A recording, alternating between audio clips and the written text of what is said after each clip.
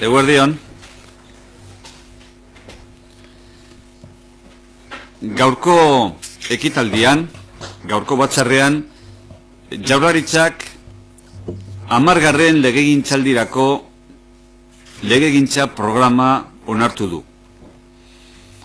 Testua gaur bertan bidaliko dugu Eusko Legebiltzarrera, eta legegintzaldiaren hasieran aurkeztu genuen 1000 egun programa betetzeko Jaurlaritzaren arau ekoizpenerako lehentasunak ezartzen ditu programa horrek, baita bitartekoak zehaztu ere. Jaurlaritzak hurrengo 2 urteetan planteatuko dituen 29 legegintzazko ekintzak biltzen ditu modu integratzailean, gardenean eta egutegiari egokituta. Guztira, esan bezala, 29 lege proiektu dira eta herritarrentzat lehentasuna duten gaiak erregulatuko dira lehenbizikoz edota erregulatuta badaude hobetu. Esate baterako, enplegua, hezkuntza, osasungintza edo gizarte esku hartzearen 3. sektorea. Bigarrenik, Jaurlaritzak hainbat lege proiektu aurkeztuko ditu ekonomia suspertzeko eta lehiakortasunerako. Adibidez, kooperatiben legea, aurrezki kutxen legea, emakume nekazarien estatutua, merkatarutza jardueren lege berria, ala enpleguaren euskal legea. Era berean, hazkunde jasangarria sustatzeko lege erreformak ere egingo dira, ingurumena zaintzeko helburuarekin. Adibidez, ingurumena babesteko lege orokorra edota lurzorua eskutxatzekoa eta kutsatutakoa garbitzekoa. Horrez gain, Jaurlaritzak baita ere udal lege bat egiteko konpromisoa hartu du, Legebiltzarrak ildo honetatik emandako erabakien baitan.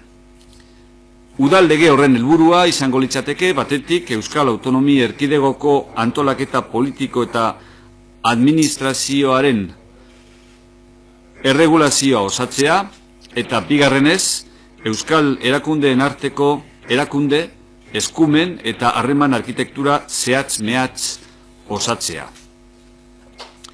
Gaur onartutako dokumentua testu bizia da, eta dinamismo handia eman nahi izan diogu.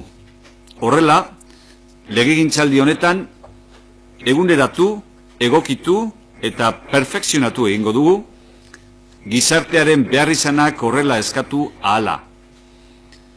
Dokumentua onartuta, Inigo Urkullu lehendakariaren konpromisoa bete dugu.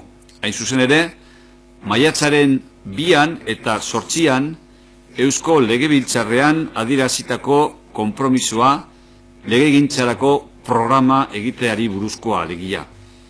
Hori guztia horrela izanik, jakinarazten dizuegu, gaur goizean bertan Jaurlaritzak agerraldi eskakizuna erregistratu duela Eusko Legebiltzarrean, berak hala eskatuta, Inigo Urkullu lehendakariak alderdi politiko guztiei legegintza programa aurkezteko Legebiltzarraren osoko bilkura batean. El Gobierno, en su sesión correspondiente al día de hoy, ha aprobado el programa legislativo para la 10ª legislatura. Su texto, que hoy mismo será remitido a la Cámara Vasca, establece los objetivos, concreta las prioridades y determina los medios para llevar a cabo la producción normativa de este Gobierno de cara a cumplir con el programa 1000 días que les presentamos al comienzo de la legislatura.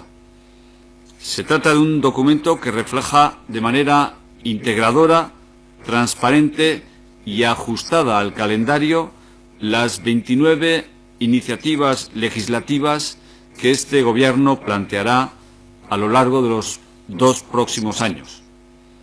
Se trata, por tanto, de 29 proyectos de ley que regularán por primera vez o mejorarán la regulación ya establecida en materias prioritarias para la ciudadanía, como por ejemplo el empleo, la educación, la sanidad o el tercer sector de intervención social.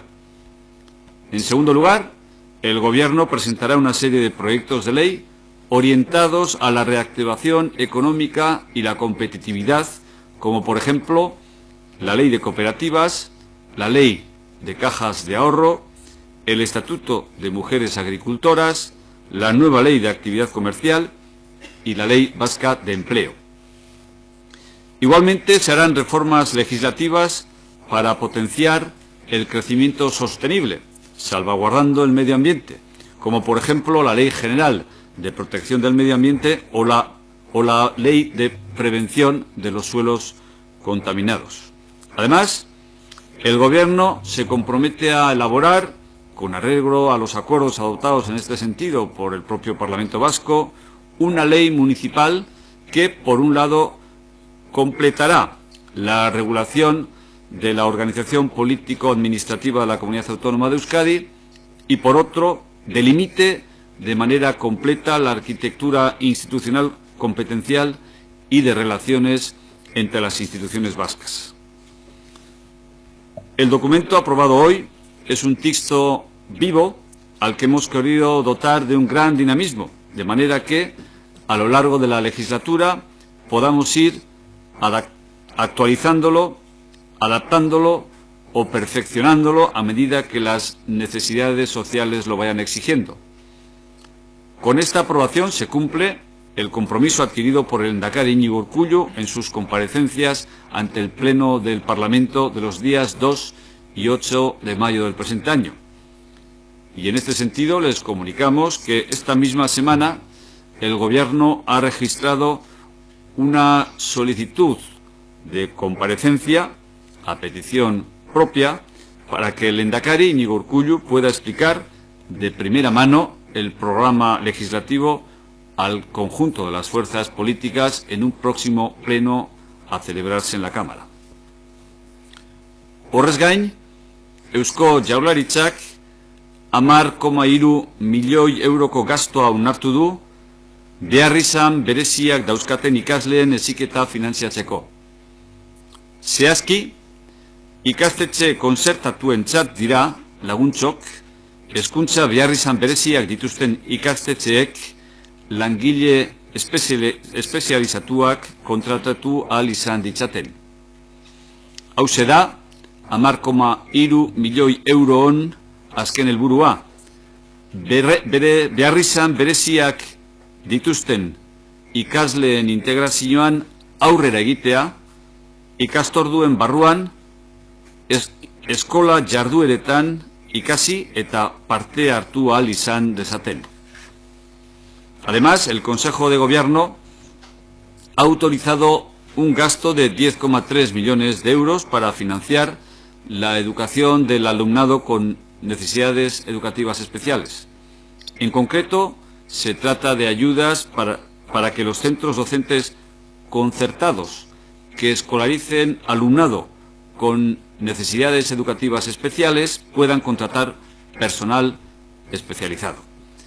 El objetivo último de este programa, dotado con 10,3 millones de euros, es avanzar en la integración del alumnado con este tipo de necesidades educativas, de manera que puedan estudiar y participar en las actividades escolares dentro del horario lectivo. Hau da guztia, gobernuaren partetik eta zuen galderetara naukazue. Es todo lo que tenía que decir en nombre del Gobierno a propósito de lo acordado en la sesión de hoy y, por tanto, me someto a sus preguntas si es que tienen alguna. Lege egutegiari begiratuta, ez aukera ikusten dituzun, udal legea oraingoan bai onartzeko, dalako lege bat legealdi doana.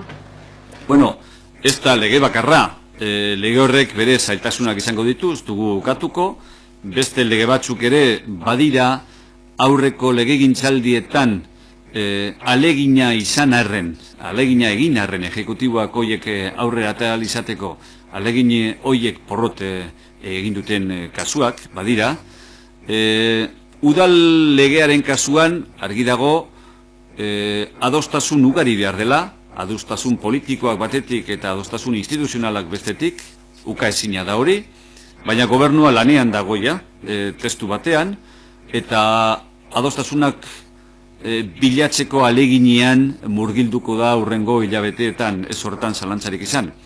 Zailtasunak zailtasun, gobernuak ez du itxaropena galtzen, eta esan bezala, eskura duen egin ahal guztiak egingo ditu, beharrezkoak diren adostasunak lortu alizateko, eta behin-behingoz urteetan atzeratu izan den udalen lege hori aurre atera alizateko, eta egitura instituzionalari behar duen pieza normatibo hori eskaini alizateko.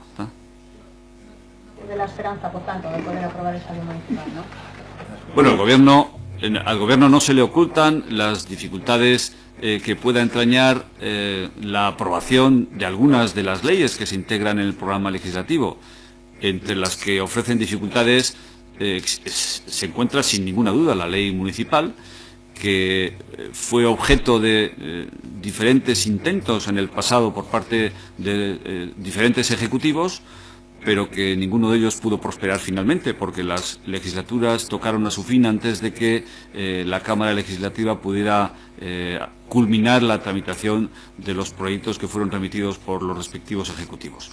Al Gobierno no se le ocultan las dificultades que entraña la aplicación de esta ley, cuya asunción por parte de la sociedad requeriría amplios consensos políticos e institucionales, pero el Gobierno está trabajando ya en la elaboración de un texto articulado que pueda dar respuesta a estos consensos, que pueda servir de base para trabajar estos consensos, y no pierde la esperanza de que, en fin, los consensos necesarios puedan fructificar en esta legislatura, aunque en el pasado haya sido difícil, si no imposible, alcanzarlos, ¿no?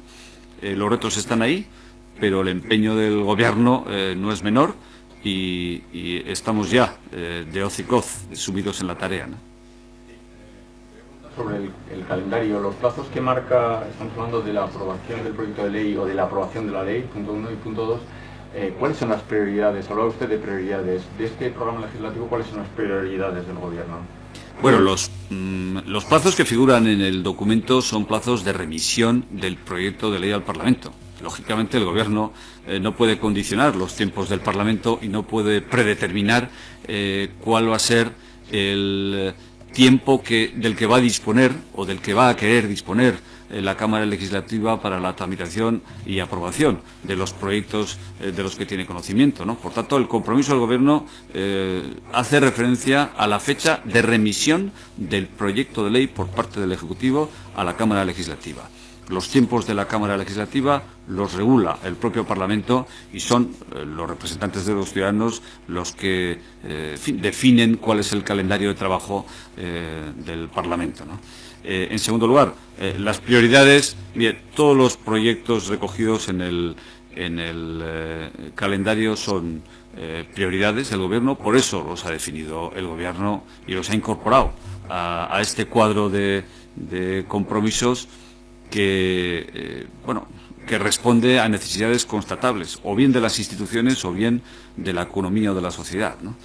No quisiera yo destacar una prioridad especial de entre los proyectos que están comprometidos en el programa, porque creo que todos tienen en su ámbito correspondiente su relevancia y han de ser tomados en consideración por ello, ¿no? Sí, creo que la ley municipal la ponen como en el primer trimestre del próximo año. Primer semestre. Perdón. Está pendiente la puesta en marcha de la ponencia de duplicidades en el Parlamento Vasco. Todavía no se ha puesto en marcha. No sé si para entonces, si ligan la presentación de esta ley a las conclusiones de esa ponencia, no va a ser independiente, van a presentar la ley al margen de que no haya concluido sus trabajos. Mire, aquí concurren dos acuerdos de la propia Cámara de los que deriva esa situación. Sí, hay un acuerdo de la Cámara adoptado allá por el mes de abril, no recuerdo exactamente la fecha, en la que encomendaba al Gobierno la elaboración de un proyecto de ley municipal en el plazo de un año. Sí, por tanto, nos sitúa esto en el mes de abril del año 2014, y al mismo tiempo el Parlamento acuerda la creación de una ponencia que debatirá toda la cuestión relativa a la arquitectura institucional y los efectos que la arquitectura institucional, con la distribución de competencias que lleva aparejada, pueden producir en la existencia de duplicidades, solapamientos e ineficiencias, ¿no? Es el propio Parlamento el que toma simultáneamente las dos decisiones, ¿no? El Gobierno cumple con la parte que le corresponde. El Gobierno se comprometió frente a la Cámara, porque así se lo ha encomendado la propia Cámara, a elaborar un proyecto de ley municipal en el término de un año. Lo que espera, lógicamente, es que mientras elabora su texto articulado no se encuentre con decisiones diarias o permanentes o habituales o frecuentes de la ponencia de duplicidades, de la ponencia institucional, que condicione la labor parlamentaria, porque en ese caso la elaboración del texto articulado pues tendría necesariamente que retrasarse. Es decir, si el Gobierno exige si el Parlamento exige al Gobierno que para abril o mayo del año que viene remita a la Cámara un proyecto de ley, pero si en mayo o en abril del año que viene está adoptando decisiones en la ponencia institucional que condicionan el contenido de ese proyecto de ley, pues muy difícilmente el Gobierno podrá culminar sus trabajos, ¿no? Si quiere atender simultáneamente al mandato del Parlamento de elaboración del proyecto de ley municipal y a los requerimientos que puedan resultar de la ponencia parlamentaria, ¿no? Por tanto, esta es una situación que efectivamente puede llevarnos en un momento determinado a una cierta contradicción o a situaciones chocantes, pero no las ha creado el Gobierno, están generadas por la propia dinámica parlamentaria. Y yo creo que el buen sentido de unos y de otros, del Ejecutivo por supuesto, pero también de la ponencia parlamentaria sobre las instituciones o el futuro de las instituciones, pueda permitir coordinar ambas iniciativas, ¿no? Porque es cierto que si se gestiona incorrectamente alguna de ellas, podríamos encontrarnos con situaciones chocantes. Las adicionales también sobre tantas leyes. El objetivo del Gobierno de reformar, reducir el sector público vasco, se recuerda, dijo el Lehendakari, un 25%, aproximadamente, sociedades públicas, entes públicos, etc. ¿Guarda relación con la ley de la administración pública vasca o no? Esa sería la primera. Y luego la otra, lo del tema de la reforma de los horarios comerciales para localidades con fuerte impacto turístico, tal. Se refiere a que esta ley va a permitir, va a regular una mayor flexibilidad de estos horarios, ampliar el plazo de apertura a festivos, etc., en localidades que aleguen esa condición. Bueno, a ver, le puedo responder más claramente a la primera. La segunda no he entendido muy bien lo que quería decir. En cualquier caso, cuando tengan a su disposición las fichas que acompañan a cada proyecto de ley, a cada compromiso legislativo, podrán conocer exactamente cuál es el alcance y contenido de cada una de las iniciativas que el Gobierno va a remitir a la Cámara, qué es lo que pretende con cada una de ellas y qué contenidos van a abordar, ¿no? Por lo que se refiere a la conexión que pueda existir entre la Ley de Administración Pública anunciada y el plan de redimensionamiento del sector público institucional, empresarial y fundacional comprometido por el Lehendakari, existe, lógicamente, una conexión, pero una conexión que es tangencial. La Ley de Administración Pública regulará de cara al futuro la tipología de entes públicos que puede crear la Administración matriz en torno a sí, y cómo se constituyen y ordenan cada uno de esos entes públicos, ¿no? El plan de redimensionamiento opera con lo que es la actualidad de la administración institucional, empresarial y fundacional. Y lo que pretende abordar con la regulación que está vigente en este momento es una reducción de estructuras directivas y una reducción también de estructuras organizativas, en torno al 20%, que es lo anunciado. Pero esto se lleva a cabo en el marco de la regulación actual. La Ley de Administración Pública fijará, digamos, un marco normativo que disciplinará el funcionamiento y la creación de ese tipo de entidades de cara al futuro, ¿no? Pero sobre una reducción que ya se habrá operado previamente, porque la reducción está comprometida para mediados de este año. Así que a lo largo del mes de julio el el proyecto que el Gobierno remitirá a la Cámara de redimensionamiento del sector público institucional pues estará ya culminado. Así que en el mes de julio la propuesta del Gobierno estará ya sobre la mesa, ¿no? En cualquier caso, hay conexión entre ambos elementos, pero en la medida en que versan sobre un mismo objeto, versan sobre la tipología de entes públicos que puede crear la administración matriz para desempeñar más eficazmente sus funciones, sobre la tipología y la organización. El redimensionamiento se llevará a cabo ahora, con arreglo a los entes, sociedades y fundaciones que existen ahora, que se regulan con arreglo a la normativa vigente, ¿no? Y esa ley establecerá un marco normativo de cara al futuro que disciplinará el funcionamiento y la creación de ese tipo de entes, en fin, en el futuro, ¿no? Cuando entre en vigor, a partir del momento en que entre en vigor, ¿no? Que en todo su primer año de legislatura el Gobierno no presente ningún proyecto de ley, en todo el 2013. Bueno, pues obedece a que esto requiere una planificación racional y preferimos no comprometer precipitadamente proyectos de ley que no gocen, digamos, de los consensos imprescindibles para que una norma pueda ser remitida a la Cámara con el propósito, lógicamente, de que pueda ser aprobada por la primera. Pero, en fin, si usted analiza programas legislativos de otros ejecutivos, no encontrará que sea habitual que los gobiernos se comprometan a presentar en la Cámara proyectos de ley en el primer periodo de la legislatura, salvo que se trate de proyectos de ley muy poco relevantes o poco complejos desde el punto de vista de sus contenidos, ¿eh? Empleo exactamente entiendo que habla de la ley de empleo público. No, hay una ley de empleo público y hay otra ley reguladora, sí, del empleo, sí, que contemplará medidas públicas para el fomento, el estímulo, la creación de empleo y la adopción de medidas por parte de las administraciones públicas de coordinación encaminadas a lo que es el ámbito competencial de la comunidad autónoma en ese terreno, ¿no? Lógicamente no se trata de desplazar al Estatuto de los Trabajadores ni de establecer una regulación material de la relación laboral individual o colectiva, porque eso excede las competencias de la comunidad autónoma, ¿no? Quería preguntarle por otra cuestión, portavoz. Hoy se avanza que la Unión Europea podría obligar a los astilleros a devolver parte de las ayudas que recibieron entre 2002 y 2012 al considerarlas ilegales. Quería saber si el Gobierno vasco tiene constancia de esta decisión de la Unión Europea y, en todo caso, qué valoración hace. El Gobierno no tiene constancia oficial.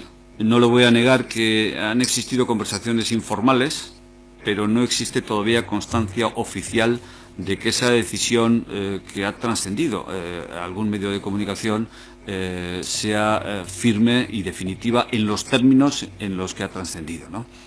Lo que sí puede adelantar es que si finalmente lo que se ha publicado se corresponde con la verdad y se establece la necesidad de que los astilleros devuelvan 3.000 millones a las administraciones o satisfagan a las administraciones públicas 3.000 millones de euros que teóricamente debían haber satisfecho y no hicieron, eso supondría una sentencia de muerte definitiva para la industria naval vasca, ¿no? Que en este momento da empleo a varios miles de trabajadores, tanto directo en las plantillas de los propios astilleros como indirecto a través de la industria auxiliar, que es potente y bastante competitiva y tecnológica, ¿no? Sería un golpe muy serio a la industria naval vasca, que es una industria que tiene una actividad de generación de economía y de riqueza no desdeñable y que además entronca con una tradición, la de los astilleros, de honda raigambre, ¿no?, en la economía vasca. Bueno, a ver, lehenengo eta behin ezinbestekoa dela uste dugu gobernuak kaleratu diren informazio horiek baieztatzea. Horrela diren konfirmatzea. Ez baita gauza segurua. Gobernuak bere harremanak izan ditu, informalak bai, eta harreman horiek badirudi azaldutakoa konfirmatzen dutela, baina ofizialki oraindik gobernuak, Eusko Jaurlaritzak ez dauka horri buruzko informazio zehatzik. Baina argitaratutakoa egia balitz, aitortu beharra dago, gobernuak eskatuta dagoela erabat, horrek behin da betirako bazterrean utziko lukeelako euskal itsas industria, astilleroen industria garrantzitsua, ezta?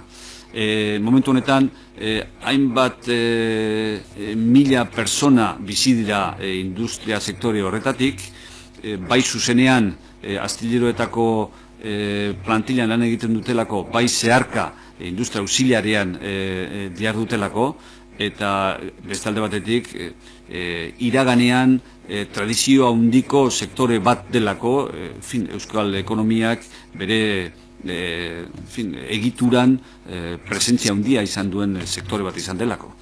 Baina egia esan, gobernua kezkatuta dago, benetan kezkatuta dago, hori horrela izango balitz, golpe gogorra emango liokelako momentu honetan oraindik lanpostu asko eta aberastasuna asko sortzen duen sektore batelako. ¿El gobierno vasco está usted a sus posibilidades de materializarse esas informaciones? ¿Qué se podría hacer para neutralizar? ¿Qué quiere decir? Para evitar. Pues es poco difícil, ¿no? Estamos hablando de la declaración de incompatibilidad con el derecho europeo de la competencia del sistema de tax list que ha venido rigiendo en el Estado español durante los últimos años, ¿no? Un sistema de tax list que conciliaba fórmulas de financiación con componentes tributarios para hacer más competitiva la actividad de los astilleros del Estado español, ¿no? Y singularmente de los vascos, ¿no? Que son los que más directamente nos conciernen y nos que preocupan, ¿no? Sí, claro, si el sistema de tax list, tal y como estaba configurado, se declara incompatible con el derecho comunitario y se declara la obligación de satisfacer a las administraciones públicas las sumas que no se pagaron en el pasado, unas sumas que harían inviable el negocio y la continuidad de los astilleros, pues el gobierno vasco poco puede hacer para evitar esto, ¿no? Porque de lo que se trata precisamente a través de esta resolución, si finalmente se confirma, es de evitar ayudas públicas que adulteren o vulneren el régimen de la libre competencia declarado por la Unión Europea, ¿no? Volviendo al calendario legislativo, hay una ley que falta con respecto a lo que habían anunciado, es la ley de vivienda. No sé si esto responde al hecho de que el Parlamento haya admitido a trámite la ley de vivienda que planteaban los socialistas, y en todo caso no sé si puede hacer una valoración al respecto, teniendo en cuenta que ustedes mostraron su criterio desfavorable.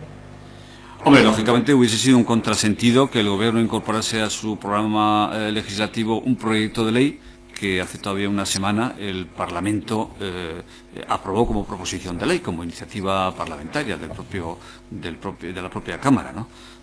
Bueno, si el si el Parlamento aboca para sí la iniciativa en relación con la regulación de un sector como el de la vivienda sobre la base de unos presupuestos determinados, de unos presupuestos recogidos en una iniciativa parlamentaria, pues el Gobierno se inhibe sencillamente y deja, como no podría ser de otra manera, que la iniciativa parlamentaria prevalezca, ¿no? Y se imponga frente a la del Ejecutivo.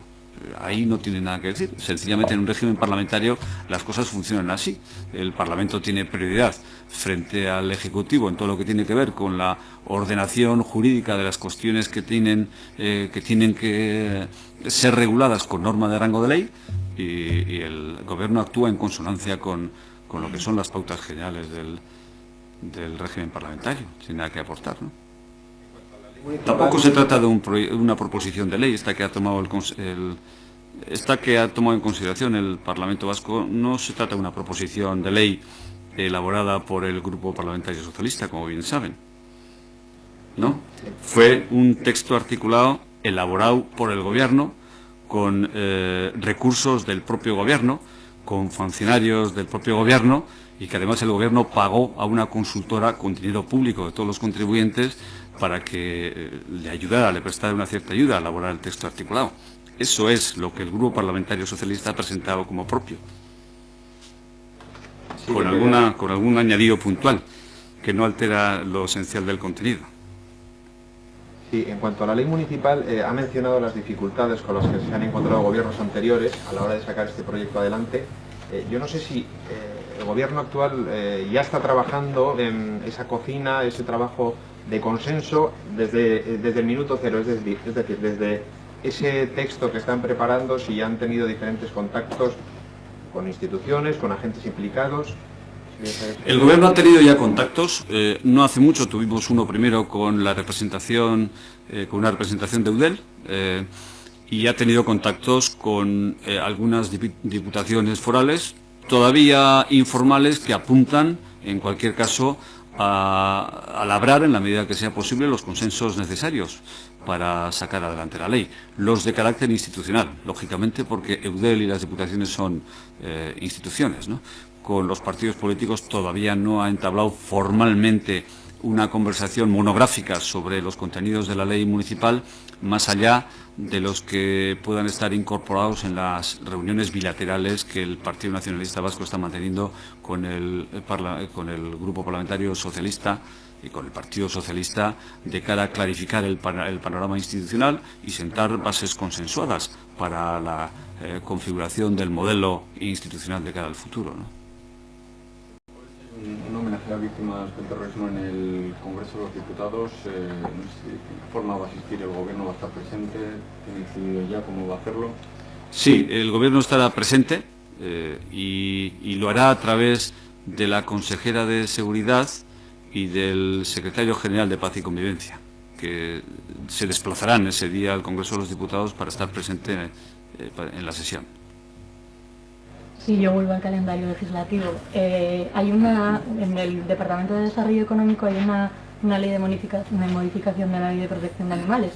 Se habla de ampliar la protección de la ley actual, habla también de círculos y espectáculos. No sé si el Gobierno se está planteando la posibilidad de entrar al debate de los toros, como ya se viene haciendo en algunas de las capitales vascas. Bueno, desde luego en la sesión de hoy no hemos abordado esa cuestión que usted plantea, ¿no?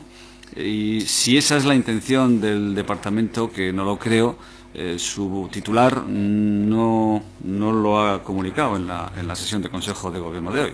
En cualquier caso, creo que en todo lo que tiene que ver con los contenidos concretos de los proyectos de ley comprometidos, lo mejor es remitirse a la ficha elaborada por cada departamento, que se remitirá al Parlamento esta misma tarde, y a los contenidos que cada consejero o consejera sectorial vaya haciendo públicos en los próximos meses, ¿no? Porque, como podrán imaginar, bueno, yo conozco mínimamente los proyectos de ley que afectan a mi departamento, pero los detalles sobre el resto de los proyectos de ley pues se me escapan un poco, ¿no? Porque los toros seguro que usted debe estar informado, ¿no? Muy probable. Y una cuestión que sí que le afecta directamente, no sé si todos los altos cargos y asesores del Gobierno han firmado ya el Código Ético. Bueno, han firmado todos los consejeros, viceconsejeros, directores y personal eventual, asesores de la Administración Matriz, y aproximadamente 140 directivos de sociedades públicas, ¿no? Por tanto, toda la administración troncal, y no puedo decirle si todo, creo que todo, también el sector público empresarial. Digo que no puedo decirlo todo porque, en fin, las sociedades públicas siempre sale alguna por ahí que no estaba controlada, ¿no? Pero el grueso sí, ¿no? Puede ser por la ausencia de las firmas. No.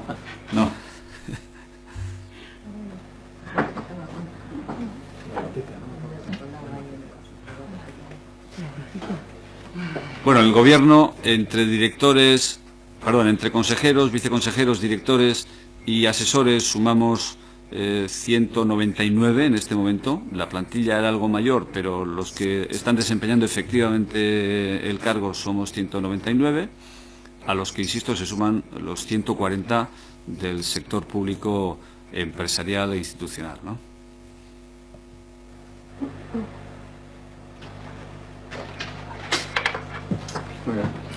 Oso ondo. Pues si no hay más, datorren asterarte.